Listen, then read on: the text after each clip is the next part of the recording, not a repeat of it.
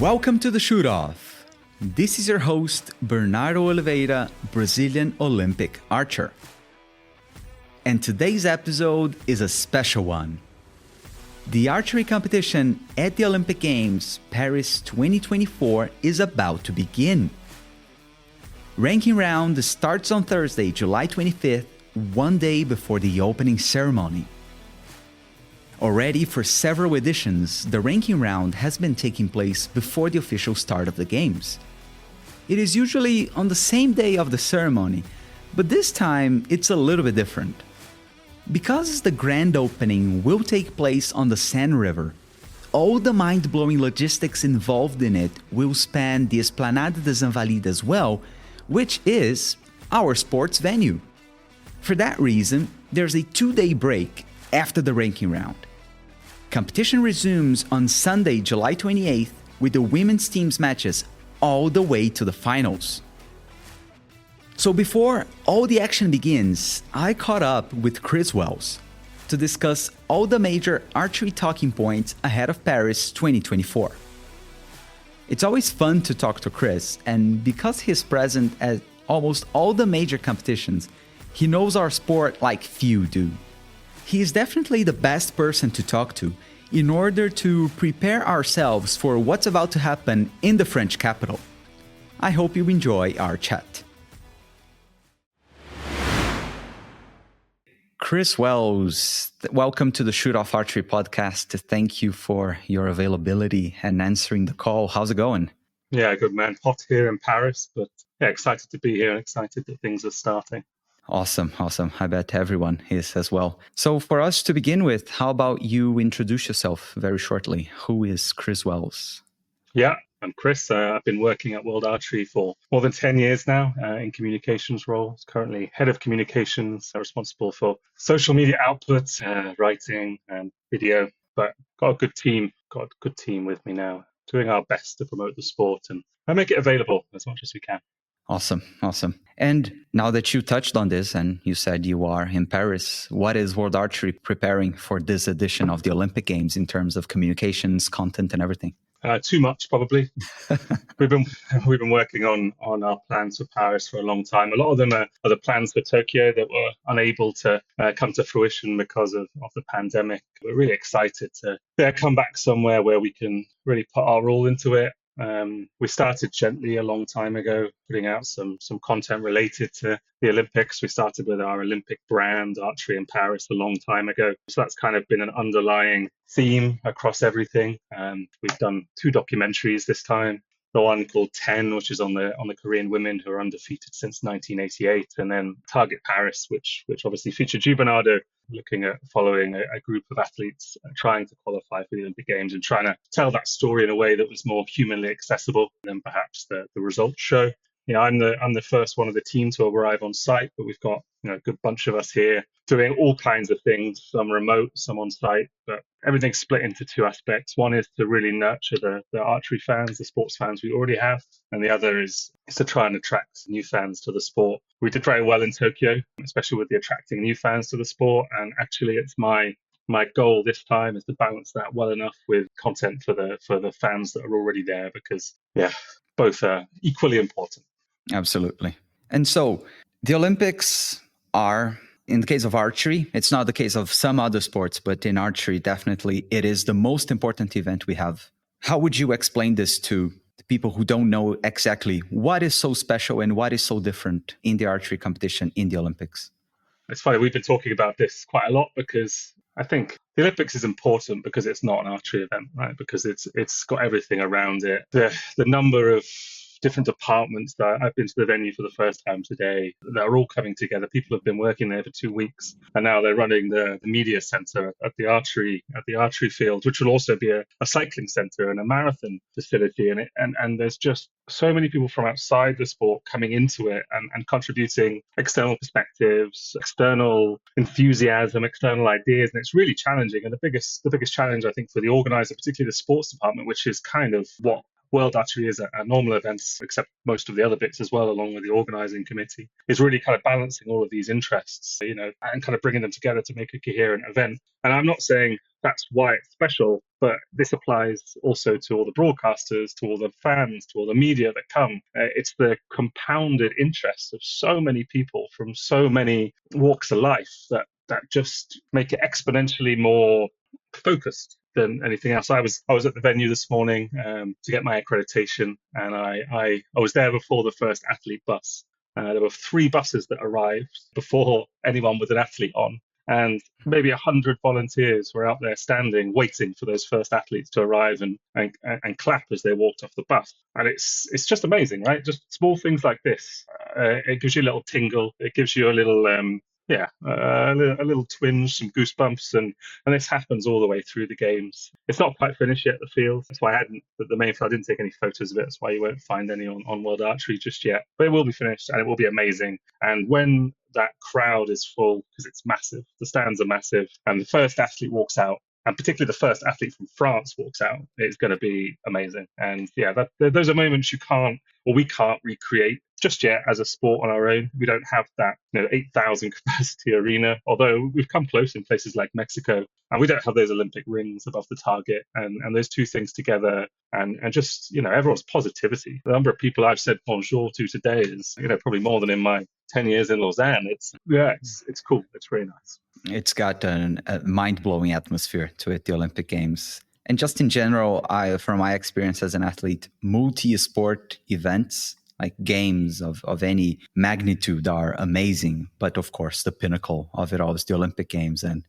this time is going to be amazing, right? Because in Tokyo, we saw all those empty stands, sadly. And now it's going to be capacity crowd. It's going to be amazing. Yeah, it was funny. When we were in Tokyo, we were talking and saying, you've still got that tingle. And I remember watching Mete's final when he won, particularly last match of the games. There was all this tension building, and it was almost as though you didn't notice there was no one in the stands, because you still had the clarity of the moment, the importance of the moment, the history of the moment, and it's all these things that come together. But by the same token, it's funny, because if you look over the last 2 decades, how much more important winning any event has become. Look at the emotion on people's faces. Your teammate Marcus is a great example, dropping to his knees when he wins the World Cup final. The emotion Sara Lopez displays when she wins anything. The World Championships last year. I mean, it's always been a thing, but it's got more and more and more. And I'm actually really looking forward, because it's been effectively 8 years since we've been in an Olympic arena with that crowd, with what it means, with the sport growing in terms of its presentation, in terms of the emotion the athletes display, in terms of everything that matters. And I think it's going to be really cool, basically. Really, really looking forward to it. Absolutely. We're almost there. So it's almost time for the action. You've touched on Mete Gazoz. He is one of the first points I wanted to talk to about. For sure, it's one of the main talking points coming into this edition of the Olympic Games, because he's the only one on the field who can attempt to repeat the Olympic title. We've never had it in the sport. Like, how do you see it? His season, a little bit up and down, but he won lots of major stuff. How do you see him coming into the games?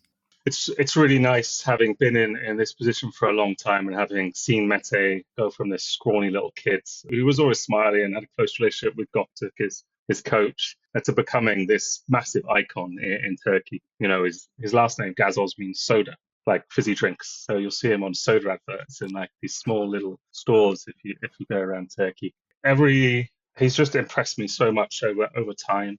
At Rio, when he got knocked out, and a Turkish journalist asked him, what's happening next time? And he said, point blank, I'm going to come back and win. And, I think his coach behind him wanted to clip him around the back of the head. You can't be making those statements. And then he comes back and he wins. And then he doesn't do anything great, bit on Turkish in Antalya the year after. And then goes and wins the World Championships. And then, a bit of nothing. And then comes and wins the Europeans. And I think confidence is talked about so much. And Jem, when we did an interview with him for Target Paris, Jem's the Turkish team psychologist, put it in a better way for people who are non-archers, which is bravery. And it's having bravery in the face of obstacles, of tension, of pressure. And when you step out into that arena, it's mental. The moment is huge. And I think Mete has that bravery. I think Marcus has that bravery. I think Kim Woo-jin perhaps has not had that bravery in those moments, but in an archery context, he is clearly, pure scoring wise, probably above it. it's all down to who delivers that bravery in that moment. And I don't think Mete could ever be ruled out. But my favorite Mete moment was in the press conference after he won in Tokyo. He took English lessons before Tokyo. He didn't speak too much English before, words here and there. And then they tried to give him an in-ear monitor to do his interview in Turkish, his press conference in Turkish. And he kind of like took it out and waved it away and said only English. And I was standing at the back of the room, and I don't know whether he was just zoning everyone out, but I felt like he was just boring his eyes into me the entire way to kind of, concentrate his way through that interview. And I'm very bad in these moments. I got teary. It's really fascinating, really. And when he won in Tokyo, I guess very few people would have picked him ahead of time of like, this guy's going to win the Olympics. But he had won a couple of World Cup stages before. But as you said, it's been up and down, but it's like he comes World Championships, wins. European Championships, he wins. And something that really catches me about him is how quickly I think he can just forget about bad arrows, bad competitions, bad whatever. It seems that he's always like, he resets so quickly. It's impressive. I think the mental control, I think this is partially him, but partially what his coaching staff, Göktürk and Cem and everyone else in Turkey has instilled around him. The program is phenomenal. And look at what that has done to the other archers in Turkey, his example and how he speaks to his teammate. We've had Abdullah Yildiz in the final in Yecheon this year. Elif Gokir, the young lady who qualified at the European qualifier, really, really good level performance she put in that event. And again, I think it was Natalia. She was shooting really well as well. And, the culture there has bred something that has made huge changes, because when Göktürk was an archer 20 years ago, he was pretty good, but he didn't have that system around him. What he's done as a coach far outstrips what was done before and what he's built in Turkey. And I think part of it is having someone talented like Mete, who is clearly talented, also has long arms, long fingers. I think completely unscientifically helped you to be good in archery. But yeah, and the structure, the performance, and I think Mete chooses the right days to be great. And whether he can win it again will be decided on a field of play, and it's not down to him; it's down to him and everybody else. But I think he has a chance, and I think he has a very good chance. Absolutely. He's done it before, so he's got the confidence to do it again. That could help as well. But as he says, he's wiped that clean. He doesn't believe he's coming here as Olympic champion. He's told us outright multiple times, I am no longer Olympic champion in my mind. I'm coming to the Olympics for the first time to win it for the first time. And that mentality, that strength is phenomenal. And I do believe that's the way they practice. And I do believe that's the way elite athletes practice and elite archers practice, is having that singular drive. What happened before is irrelevant. And, I think he's probably one of the best right now that does it. Mm-hmm. Just to wrap this up, the Mete topic, totally useless information here is that me and him, we have the same birthday, just 6 years apart. But with that, we move on to another talking point, talking of history making, with Gazoz maybe becoming the first double Olympic champion. Double Olympic title, that's nothing compared to Korea's attempt to win it for the 10th consecutive time in the women's event. Ever since the team event has been added to the Olympic program, they have won it every single time in the women's side. But China they've been a real threat this year. How do you see this also very interesting side of things?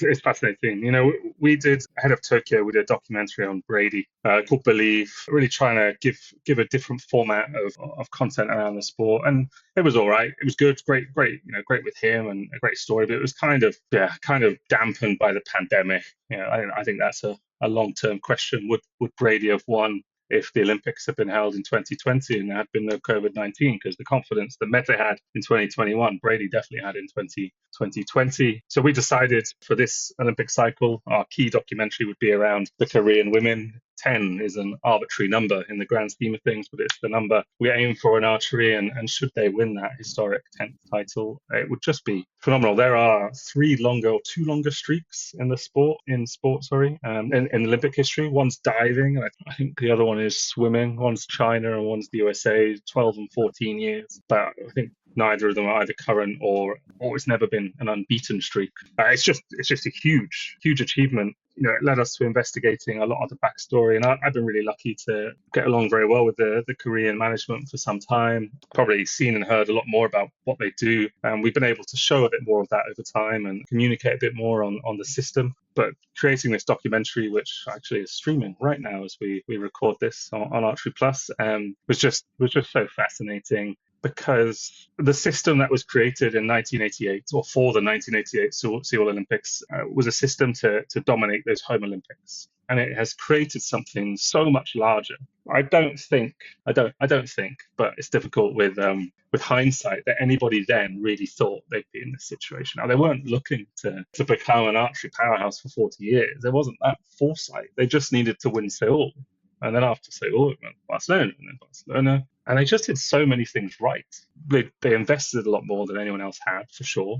But so many of the systems that were created then have lasted. And it wasn't just archery, right? The whole school system was created for almost every sport in Korea.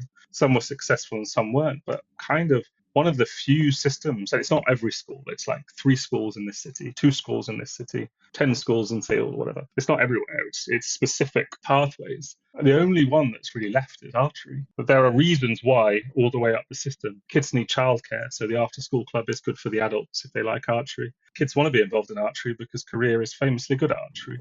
The legacy has existed, has been self-perpetuating for so long. But over the last few years, there's been a change in the way Korea does stuff. The new Secretary General, the team manager, he's been around for a long time, and he has pushed forward plenty of things around the way the team operates, far more professionally than it even ever did before, and far more open and clean and communicative and out there. But at the same time, the world has changed over the last 10 years. People can communicate easier. There's not this kind of guard. There's not this separation. And at some point, they're going to lose. It's maybe not, but realistically, at some point, they will lose. But the system is built so that even if this isn't a success, next time will be a success. It's just that one that isn't a success is going to be really hard to deal with. And so the system has created this team, Im Seon, the new top archer, Nam Soo-yeon and Jeon Hyun-young. The latter two don't have any experience, but it's not a bad thing. One of my other writers, he wrote a piece the other day that said,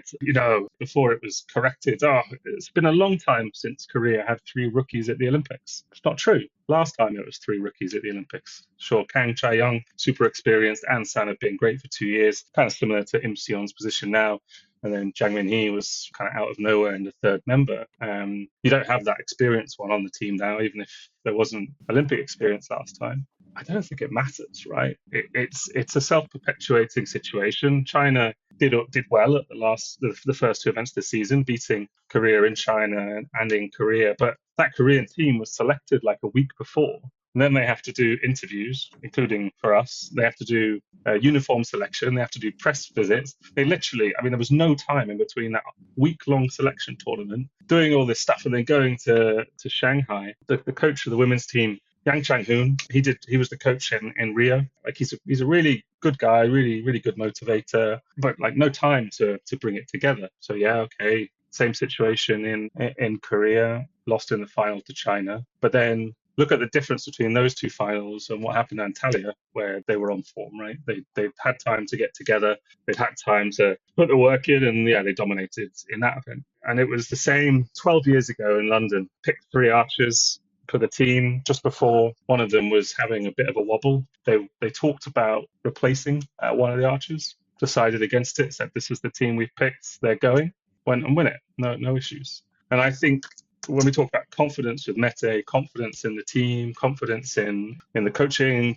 confidence, bravery, right? If you don't have confidence in your team, if you don't allow your team to be brave, then they're going to fail in this sport. So by putting everything into these 3 people and trusting that the process that's in place will get them to the finish line, it makes it far more likely that it's gonna happen. If they replaced one of those archers, if they did something to break that, it's over 100%. No chance. China will beat them. I think for China to beat Korea at this Games, they're going to have to do more than what happened in Shanghai and Yecheon, because it's not the same Korean team that was in Shanghai and Yecheon. It's the team that was in Antalya or more. And it's not going to be easy. That was very long-winded. Sorry. No, it was fascinating. I loved it. It's interesting to hear you say this, because this approach, this philosophy has worked for them in the past. So there is no reason why it shouldn't work now. But this temptation, because with each win, also the pressure builds a little bit, and also builds the temptation to, it's 3 rookies, we've lost the 2 World Cups to China, but whatever. It's decided it's this team that is going to be there in Paris. And just like Mete, you can't rule them off. I think there's a beautiful line that is included in the documentary 10 where Lim Si-yeon is asked, is there any pressure? And she says, oh, yeah, it's a little tense. And then how do you feel about the possible outcomes? And she said, well, what can we do? If we win, we make history. It'll be amazing. If we lose, people aren't going to be very happy. So, I mean, yeah, a huge moment for these 3 women, but that's what they're being prepared for. I think the team, there's no team better in archery to prepare them. I think they will be as ready as they can be. And if they are beaten, they will be beaten. They won't lose it. Absolutely. And China that we talked about, I think 2004, 8, 12, they got silver, losing, of course, to Korea in the final. And maybe they're going to be thinking about this also. And China, funnily enough, they haven't won medals for the previous 2 editions, right? 16 and 20, no medals. Yeah, nothing at all. But the really exciting thing about China is Li Jiaman, the young lady who won the Youth Olympic Games in 2014 when it was in Nanjing. Had so many archers that were good at that event, and now the ones we're talking about here 10 years later. Mete, Marcus, Li Wusuk, Li Jiaman, plenty more. They were all up and around the medals at that Youth Olympic Games, which is nice, right? Because that's the point of it. We haven't had one in a while. But yeah, Li Jiaman's really cool, really vocal. They've been shooting domestically a lot, and now back into the Chinese top team. I mean, I don't know how political you want to get, and I don't know if it has any impact. But the sports minister of China is Gao Zhidan, who used to be on the World Archery Executive Board. So I think there is a little expectation on this Chinese team to deliver a medal. I wouldn't be surprised if there's a little pressure of them. And I think actually whether the team do it, I think it's likely the team are going to be in and around the medals. But I think Li Jiaman could do really, really well at this event. I think she's the kind of person that feeds off energy, much like the others we've talked about, and you need to be. Mm-hmm. So cool. Moving on then to the host nation, France. Lots of attention on them. They can be medal contenders. They said explicitly that their goal is to win at least 1 gold medal. What are their best chances of winning gold? I think there's a chance, obviously. I think Lisa did really well at the test event last year, but it's not going to be easy to repeat that. Both teams, European champions. But my favorite archer in the French team right now is Baptiste Hadis, youngest male athlete on the entire French delegation, 17 years old. You just kind of like, if you were to write a story, which I do quite regularly in my head and hope it comes true. I'm not bad. If you were to write it, Baptiste Hadis doing something for France at that age in front of the home crowd would just go really well. And that's what I'm interested in. I'm interested in the story, right? So not that I don't want any of the others to do well or anybody taken to the field, but objectively that would be a good story. And Ocean Tech, the Korean coach they hired, the work he's put in, I don't think anyone expected them to be delivering the results they are right now. 2 years ago when he was hired, I had a conversation with him like 7 years ago. And he said that he was really keen to go abroad and to share knowledge that was from Korea to keep it competitive, right? I don't think anyone in Korea wants to win everything easily. They want it to by beating the best. So they want the opponents to push them. So interesting that he went to France. Really cool opportunity. And in our Target Paris documentary, he said in the first episode, if we raise our level, we could beat Korea.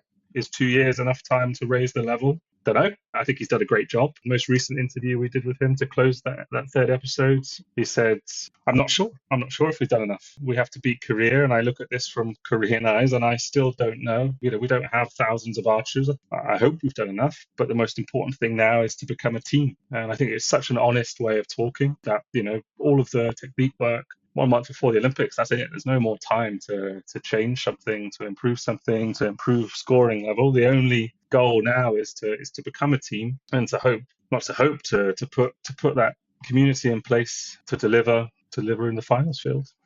Mm-hmm. France, you would guess that it's one of the strongest nations to try to stop Korea, because at least some time ago, they were the largest federation in the world in terms of registered athletes. It's a nation with so much depth, with clubs everywhere. And I just get a feeling that French sport is on a rise in general. So one would think that they do stand a chance. But yeah, it just seems that the other countries seem to be doing it as well as them or better. What comes down to talent or something, it's hard to tell. But for sure, they've gone up a lot since the last Olympics. It's such a short time, 3 years, but it's amazing what they've been doing. Yeah, I mean, we'll find out whether the gamble of hiring Coach O was a success in a month, well, less than a month's time, in less than 3 weeks' time. But so far, it looks like it was the right thing to do because they are better than they were 2 years ago. Yeah, the depth in France is not the same as the depth in Korea. In Korea, maybe you have 1,000 archers, but all of them are very good to elite professionals. In France, you may have 70,000, a lot of very good archers, but not 1,000 elite archers. So it's a different culture, and bringing in a coach from that culture into a European culture is also a huge change. Audrey Adisiom, who was also in that program, her way, I don't think this made the final cut, but she said that to begin with, it was just really difficult to understand because Coach O would speak in metaphors. Don't pour the sand, or don't try and grasp the sand. Just let the sand pour through your fingers. And he's talking about release or something like that. And they were talking through a translator. It's a huge change in mentality in terms of process, and a really interesting one. I think it'll be interesting to see the outcome. And just to wrap this up, then, you mentioned Baptiste. I know a world-renowned coach who told me that he thinks Baptiste is like world #1 material for a couple of years' time. Long arms, long fingers, same as Mete. Yeah. It's the secret. That's why I was rubbish. Short fingers, short arms, like a T-Rex. It's funny because in Paris last year in the World Cup stage, the quarterfinal was D'Almeida, my teammate, against Baptiste. And it's so funny because I saw Baptiste make exactly the same mistake that I saw D'Almeida make at the Worlds in 2015 when it was quarterfinals against Rick van der Ven. So it was really funny to see a little bit kind of history repeating itself, like just to see Baptiste as this rough diamond that is yet to be polished. And so it was really interesting to see this. But for sure, in terms of technique, of mental toughness, there is a lot in there already. He just needs to, he's just a little bit rough around the edges. But once that work is done, he's got everything to be one of the best, yeah. A great technique, really, really nice to watch, and a really nice kid. Same as Marcus. I think this kind of level personality, genuinely, focused on the outcome and the process. I think he's got huge potential. Reminds me a little bit of Gael Provost before he. Yeah, that's right. The question is it enough? But has he got enough now, or is it for the next Olympics? But it'd be great if he had enough now in France. It's the perfect place. It's just 17 is young. Not to say that age matters, but it's a big moment. Can he cope with that moment? Can he cope with the countless annoying questions he'll get from journalists in the mix zone? These are the questions to worry about. Yeah.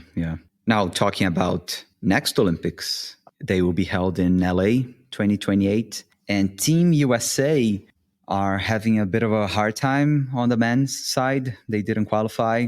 And the women's team is so young, but they're very talented, for sure, looking super exciting for LA. But they've got in them Casey Caulfield, which is absolutely great and established archer already. But let's talk all things Team USA. First of all, the men's team didn't make it. What stories did you hear and how did you see it?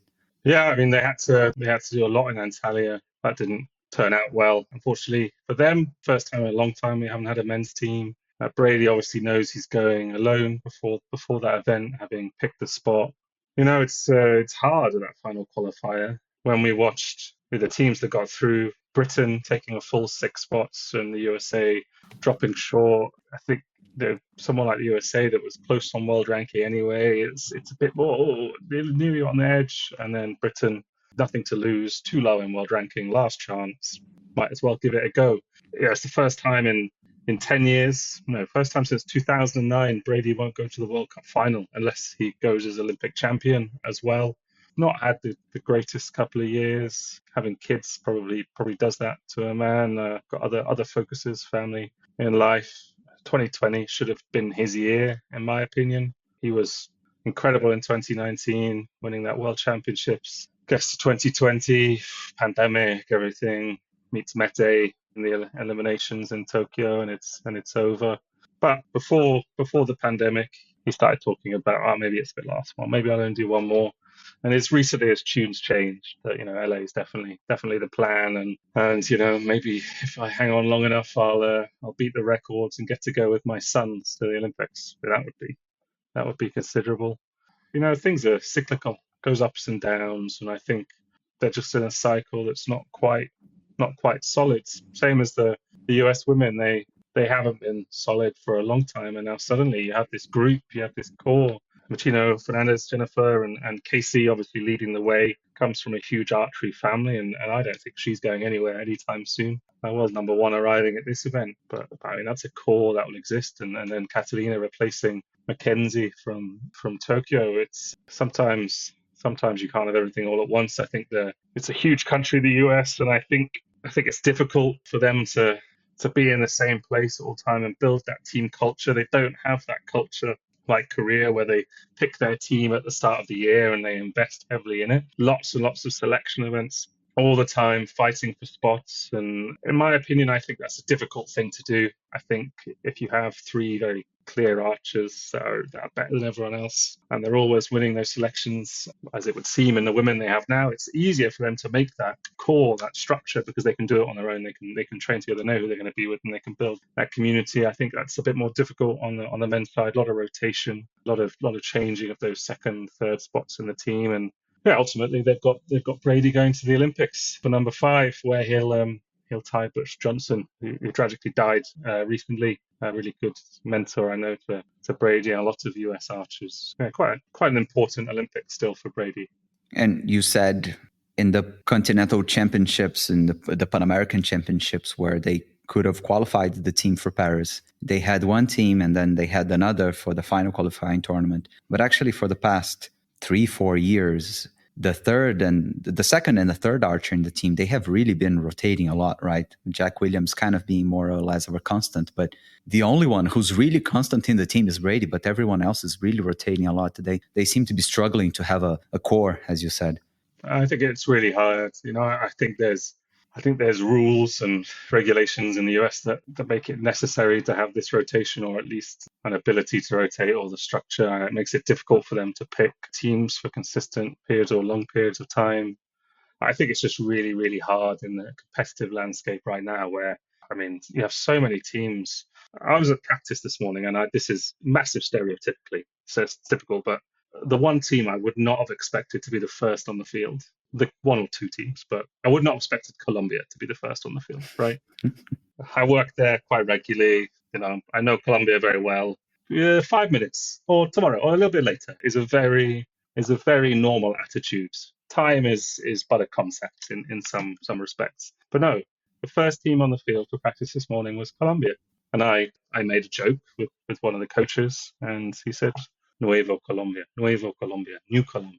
And it's like, clearly that match to win the place against Canada in Medellin, it wasn't their best match, but they pulled it through, and it was dramatic, and they delivered when they needed, so no one would have expected that. And they've been training for 3 months on the road.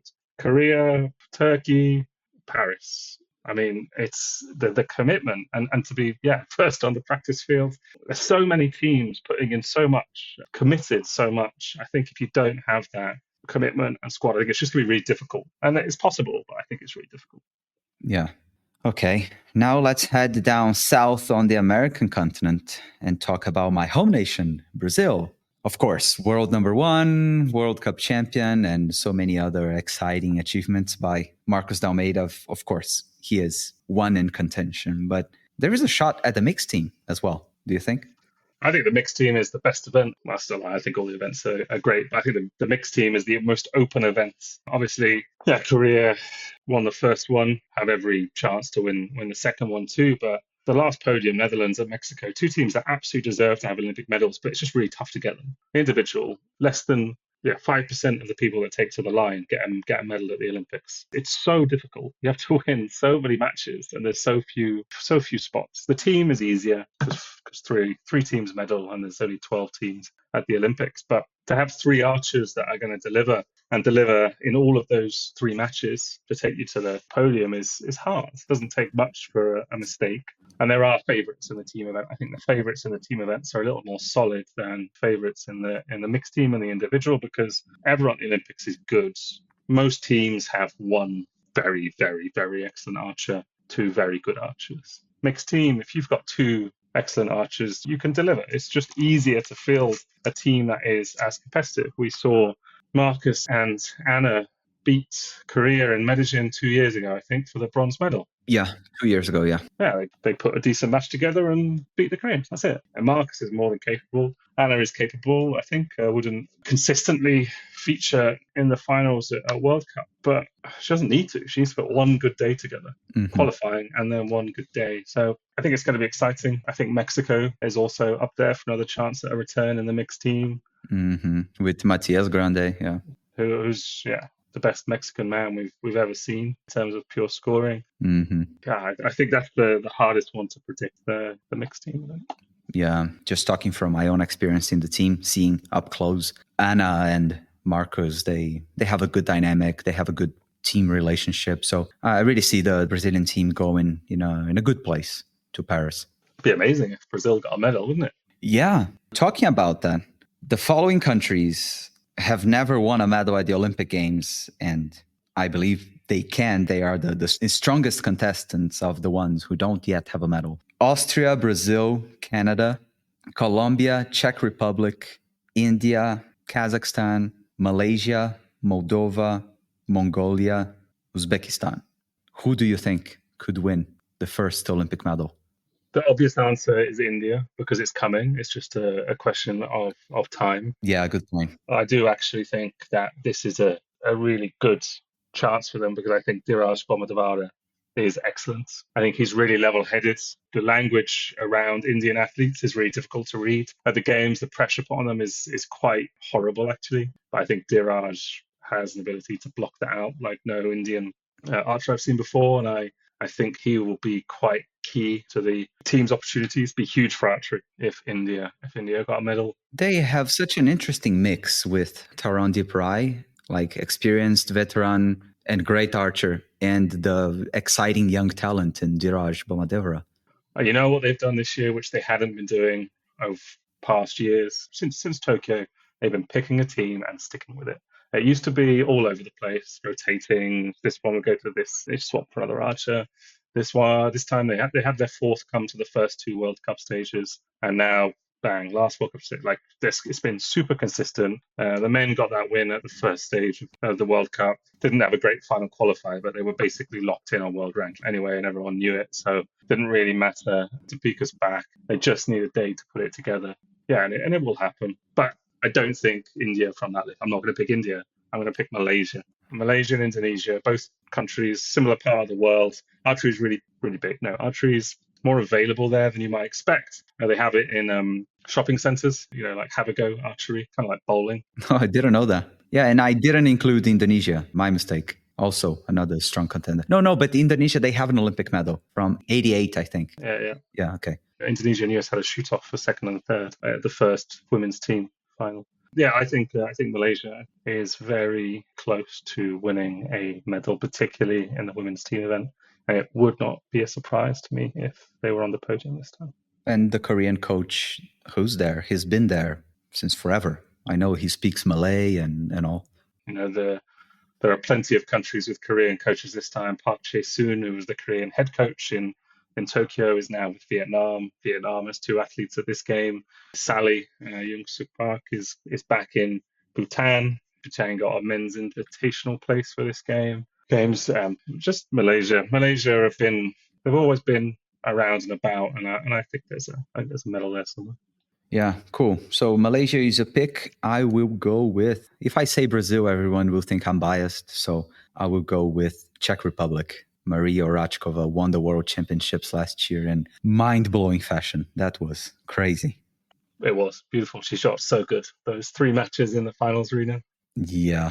Okay. Now, I've also written down some candidates for big surprise out of left field. Is this how you say it in Britain? Something like this. The Turkish men's team, Andres Temino from Spain, Otkombold Bahtakuyag from Mongolia. He won the Asian Games. That was crazy. Armikon Sadikov from Uzbekistan, who just obliterated everyone in the final qualifier individually. Lee Kwok Fong, you've mentioned the Vietnamese team. Elia Canales from Spain. Roy Dror from Israel. Elizabeth Straka, who also won the European qualifier in amazing fashion. Colombia men's team. They also have individually Santiago Arcila, Jorge Enriquez, Mihailo Yuzac from Ukraine. These are a couple of standouts. Do you think any of these could be a big surprise?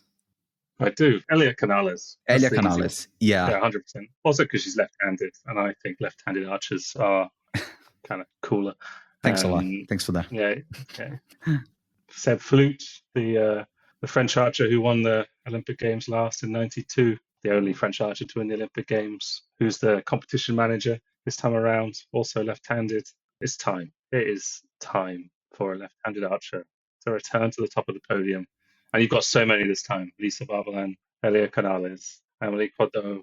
But Elia, I think, has a really good shot at it. I think she's got that same kind of bravery that we spoke about before. Felt really sorry for the Spanish team. Knocked out in Antalya, Spanish women's team, knocked out in Antalya by Colombia, who were being coached by Juan Carlos Fogaldo, Spanish team gold medalist from '92. That's a bit of a just a guest coach for that day, and comes back and knocks out his former nation, his current nation. Yeah, and then Colombia goes on to shooting a miss in the quarterfinal. It was like so spectacular. Wow, the pressure there, you saw it. That final qualifier, some people coped really well. The guy from Uzbekistan. Yeah, Armikon Sadikov. Armikon, yeah, he was fantastic. Some people just went for it. Some people did not cope. And yeah, it's the pressure of the sport, right? And that was super, super cool to watch. The Elia Canales, she's been talented for ages. She was good before the last Olympics, but missed out in the selections. This time around, she's clear and above the best archer in the Spanish team, and she's been in and around the medals. And I just don't think the gap at the top but I don't think there is any gap at the top really. Sure, Sion's been really good, but it's been changeable, and I think a couple of hours here and there and a bit of bravery will go a long way. Awesome. Okay. Well, if I'm to pick up something as well, I'll go with Armikon Sadikov. Okay, you kind of alluded to him, but what he did in the final qualifier was the guy shot a 690 average in the matches. This is completely crazy. But also Roy Dror from Israel as well. We've seen some amazing performances by him. Winning Nîmes this year was also there's so much talent all across the field. It'll be really exciting. So just to wrap this up, a couple of simple questions. Do you think in the venue, wind can be a big factor? Yeah, it's open, but there's the stands are massive. Any massive obstacle is going to have winds coming in and around it. So yeah, I think there's a possibility that you could get some wind coming down Rue de la Université, which is where the Korean Embassy and Korea House is, just next to our venue. Wow. And I think it could whip across on the road in between the ranking round and training field and the main arena. And I think that could be a little challenge. Yeah, at this stage, wind's not going to decide anything, to be honest. It's how you deal with the wind. Absolutely. Okay, let's see how miserably we fail doing predictions. Let's name the podium for all events. We don't have to get this right. Very likely we won't, but how about we make some predictions? But if I do this, I'll have to remember them for when we write the article. Otherwise, I'll put different predictions down. But I'm going to write it all down. So let's go. Men's teams. Mexico gold. No. Bronze. Mexico bronze. Mm-hmm. France, Korea. Okay. I will go with China bronze, Korea silver, and gold for Turkey. Women's teams. Malaysia third, China and Korea in the final. And who wins? Korea. I will not make a call on that outcome.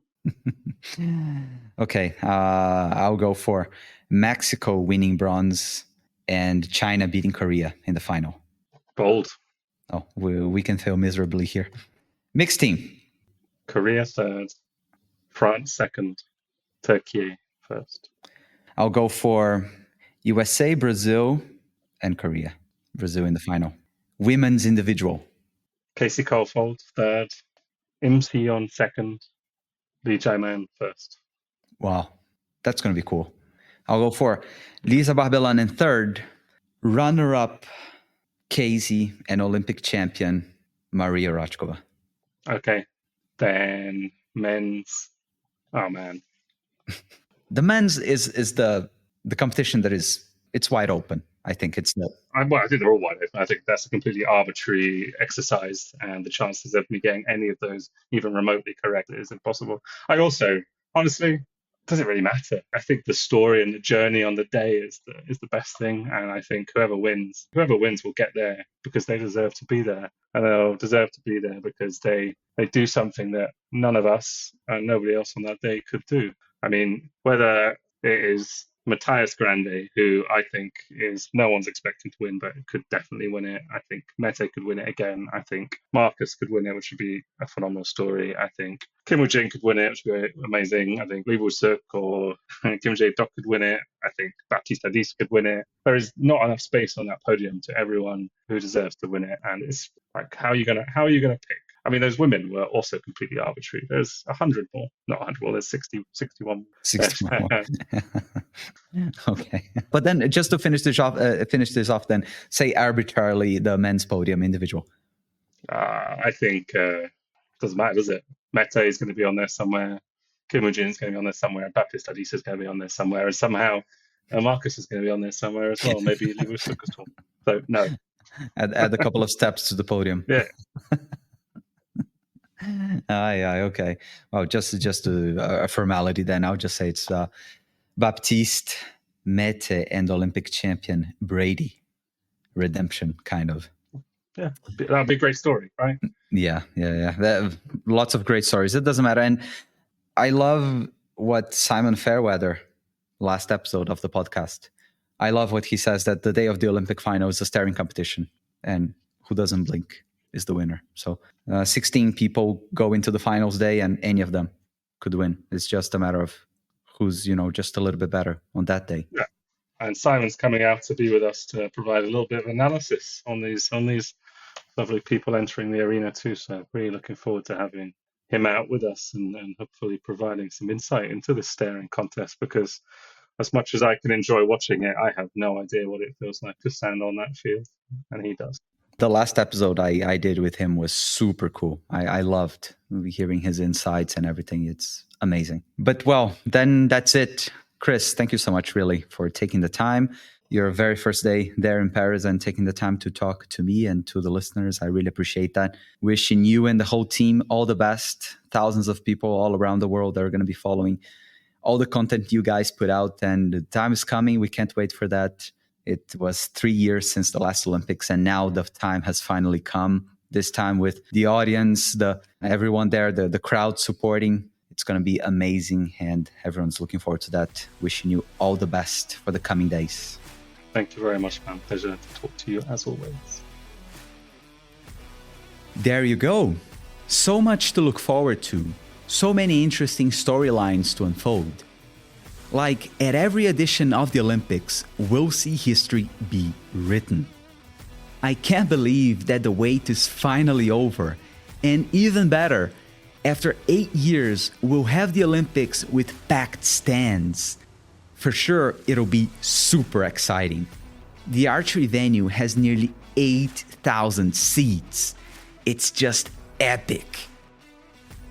Thanks a lot to Chris for sharing his valuable insights and experience with us. During the Olympics, I will be doing the watch-along on Archery Plus with Greg White and other guests. I did it as well during the recurve finals at this year's World Cup stages 2 and 3, but for the games, we are preparing some special content. The watch-along will happen during all the sessions with medal matches. That is, Sunday, July 28th, women's teams, Monday, July 29th, men's teams, Friday, August 2nd, mixed teams. Saturday, August 3rd, women's individual. And the last day, Sunday, August 4th, men's individual. Times change slightly from day to day, but it'll always start early afternoon Central European summertime. For the next episode, I'm planning a review of the archery competition. Stay tuned. In the episode description, you can find all the ways you can get in touch with me. Feel free to do so. If you like the show and the content, please subscribe, rate, comment, and share. Telling other people about the show is the best way to help me keep going. I really appreciate that. So from me, it's bye for now. I'll see you all during the watch along on Archery Plus and back here in 2 weeks' time for the review episode. Until then, keep on shooting strong and enjoy Paris 2024. This is the Shoot Off Archery Podcast. I'm Bernardo Oliveira. Thank you for listening.